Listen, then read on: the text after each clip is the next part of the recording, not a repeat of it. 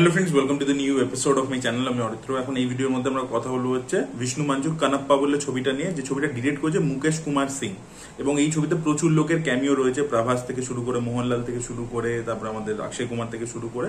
এবং এটা বেসিক্যালি যে কানাপ্পা বলে যে ডিভোটি ছিল, যে নিজের চোখ অব্দি দিয়ে দিয়েছিল, তো সে প্রথমে একজন এথিস্ট ছিল, সেখান থেকে সে তার মধ্যে কিভাবে ট্রান্সফরমেশন এলো, সে কিভাবে শিব ভক্ত হয়ে উঠলো।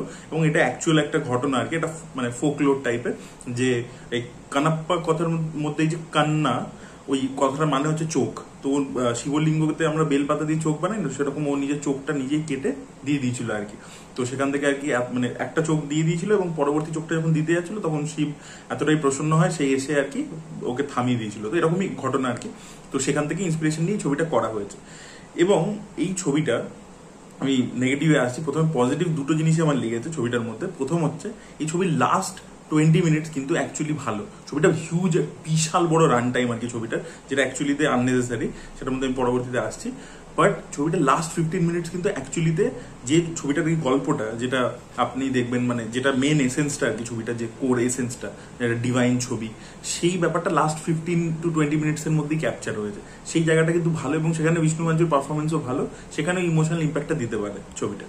আচ্ছা, এছাড়া সেকেন্ড হচ্ছে কি, প্রভাসের যেখানে ক্যামিও রেখেছে সেটা কিন্তু ভালো আর কি। মানে প্রভাস যেখান থেকে আসে, সেখান থেকে ছবিতে মানে একটা মোড় আসে, সেটা দেখতে ভালো লাগে। তো প্রভাসের ক্যামিওটা এফেক্টিভ লেগেছে। এই দুটো জিনিসই আমার এই ছবিটার মধ্যে খালি ভালো লেগেছে। বাকি ছবিটা কিন্তু আপ টু দ্য মার্ক হয়নি। তার অনেকগুলো কারণ আছে। সব থেকে প্রথমে এই ডিরেক্টরের কথা আমি যেটা বললাম, এই যে মুকেশ কুমার সিং, ইনি না টেলিভিশন সিরিয়ালে প্রচুর কাজ করেছেন এবং পিরিয়ডিক কাজ করেছেন। 2013-14 সালে যে মহাভারত হয়েছিল, খুব পপুলার ছিল টিভি সিরিয়াল, স্টার প্লাসে হতো, ওটা ডিরেক্টর ইনি। তারপরে আরো অনেক কাজ করেছেন ইনি, চন্দ্রকান্তা করেছেন, অনেকগুলো কাজ করেছেন, মানে পিরিয়ডিক কাজ টেলিভিশনে অনেক করেছেন। বাট প্রবলেমটা কি হয়ে গেছে, তো তাকে নিয়েছে এখানে অ্যাজ এ ডিরেক্টর, আর স্ক্রিপ্ট লিখেছে বিষ্ণু মাঞ্জু নিজে। এবার প্রথম কথা হচ্ছে যে টেলিভিশন সিরিয়ালে যে লুক অ্যান্ড ফিল হয় না, সিনেমার লুক অ্যান্ড ফিল এক হয় না, ঠিক আছে। এবার এই ভদ্রলোক কি করেছেন, যে সিনেমার লুক অ্যান্ড ফিলটা টেলিভিশনের মতো করে ফেলেছে। তো ছবিটা আপনি ভিজুয়ালি আপনার একটা সিনেমার মতো এক্সপিরিয়েন্স আপনাকে দিতেই পারবে না, ঠিক আছে। ছবিটা পুরোটাই নিউজিল্যান্ডে শুট করা হয়েছে, কিন্তু তা সত্ত্বেও আপনার মনে হবে, প্রথম কথা, যে জিওগ্রাফি দিকে ফেলেছে সেটা আপনার একটু এলিয়েনেটিং মনে হবে, প্রথম কথা। সেকেন্ড হচ্ছে জিনিসটার মধ্যে এত মানে আপনি একটা টিভি সিরিয়ালে যেরকম একটা ফ্রেম হয় না, যেগুলো দেখেন এই মহাদেব, শিব পার্বতী নিয়ে অনেক কিছু তো হয় টেলিভিশনে, সেগুলোর যে ফ্রেমিং গুলো দেখেন, এক্স্যাক্টলি ওই জিনিসটা আপনি দেখতে পাবেন স্ক্রিনে। তো ভিজুয়ালি জিনিসটা কনভিন্সিং করতেই পারেনি, যেটা একটা সিনেমা দেখছি করছি, সেটা ডিরেক্টর করতেই পারেনি। এবং ডিরেক্টর পরিষ্কার বোঝাচ্ছে ওনার টেলিভিশনের যে ব্যাকগ্রাউন্ডটা, সেটা রিফ্লেক্ট হচ্ছে। এটা গেল প্রথম প্রবলেম, যেটা একদম খুব বাজে লেগেছে। ভিএফএক্স এর কাজও পুয়ার, এবং যেখানে ভিএফএক্স নয়ও, যেখানে রিয়েলিস্টিকও, সেটাকে ওই সিরিয়ালের মধ্যে ট্রিট করেছে। এটা গেল একটা। সিরিয়ালে দেখবেন যে ব্যাকগ্রাউন্ডটা পুরো আর্টিফিশিয়াল মনে হয়, এটা দেখবেন সিরিয়ালের ক্ষেত্রে হয়, সেম জিনিসটা এখানেও হয়েছে। এটা গেল একটা নর্মাল সিনে, ইভেন নর্মাল সিনের কথা বলছি, ভিএফএক্স ওরিয়েন্টেড সিন।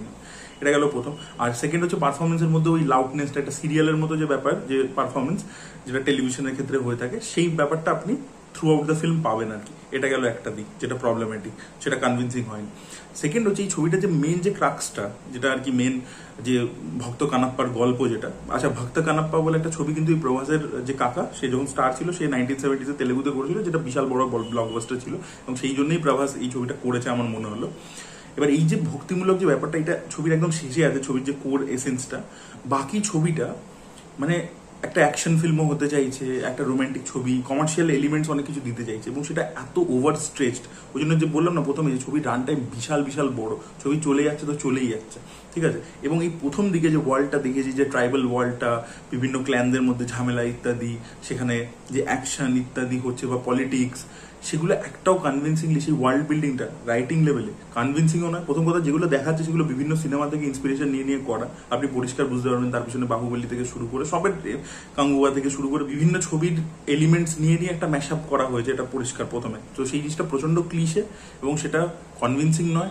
রাইটিং লেভেলে ভালো ক্যারেক্টার বা ভালো কিছু মোমেন্টস বা ভালো ড্রামা আমাদেরকে প্রোভাইড করতে পারছে না। তাই জন্য প্রথম দিকটা যা দেখাচ্ছে কোনোটাই কনভিন্সিং নয়, ঠিক আছে। সেটা আর প্রেমের দৃশ্যটা তো আমি জানি না এটা ভক্তিমূলক ছবি, বাট প্রেমের মানে প্রেমের অ্যাঙ্গেলটাকে যেভাবে দেখিয়েছে, হিরোইনকে যেভাবে দেখিয়েছে, যে ধরনের কথাবার্তা হচ্ছে, মানে পুরো জিনিসটাই যায় না ছবির টোনের সাথে। তো সেই জিনিসপত্রগুলো এবং বিষ্ণু মাঞ্জুকে একটা হিরো হিসেবে প্রেজেন্ট করবার যে চেষ্টাটা প্রথম দিকে করা হয়েছে, মানে বিষ্ণু মাঞ্জু নিজেই করেছে, সেই সব জিনিসপত্রগুলো যে প্রথম দিকে ছবির যে প্রথম স্টেজটা, সেটা এই ছবির লাস্ট এসেন্সটার সাথে ম্যাচই করছে না। এবং প্রথম দিকটা সেটা আনকনভিন্সিং, সেটা ওই অনেকগুলো ছবি দেখে বানানো, বাট সেই লেভেল অব্দি পৌঁছাতে পারিনি, সেটা বাজেটের কারণে, সেটা রাইটিং এর কারণে, সবকিছুর কারণে।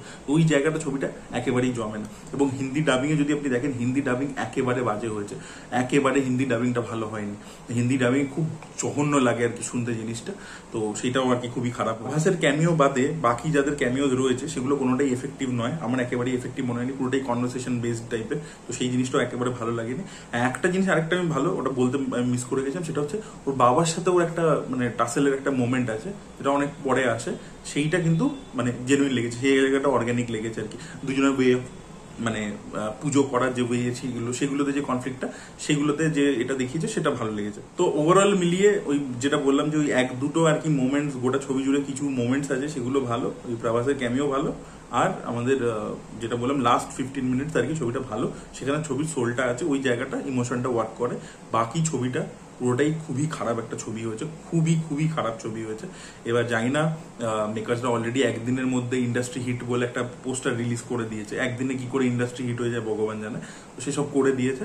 আর তারা এরকম আর কি একটা ওয়ার্নিংও দিয়েছিল যে যারাই আর কি নেগেটিভ রিভিউ দেবে তাদের সবাইকার চ্যানেল ব্লক করে দেবে, এ করে দেবে, এই ধরনের জিনিসপত্র বলেছিল, স্ট্রাইক দিয়ে দেবে। তো দেখা যাক সেটা আলটিমেটলি আমার চ্যানেলেও আসে কিনা, আমি তো বাংলায় করছি, বাংলার তো আর হিন্দির মধ্যে ওই লেভেলের রিচ নেই, দেখা যাক আলটিমেটলি এটা সেটার ক্ষেত্রে হয় কি। মার্টিন বলে যে ছবিটা এসেছিল তার মেকার্সরাও এই সেম জিনিস করেছিল, তো সেম জিনিস আর কি কানাপ্পার মেকার্সরাও করতে চলেছে, দেখা যাক সেটা আলটিমেটলি কি হয়। সেটাই বলা ছিল। আপনারা যে ছবিটা দেখেছেন আপনাদের মতামত অবশ্যই কমেন্টে জানাবেন। Thank you so much, by.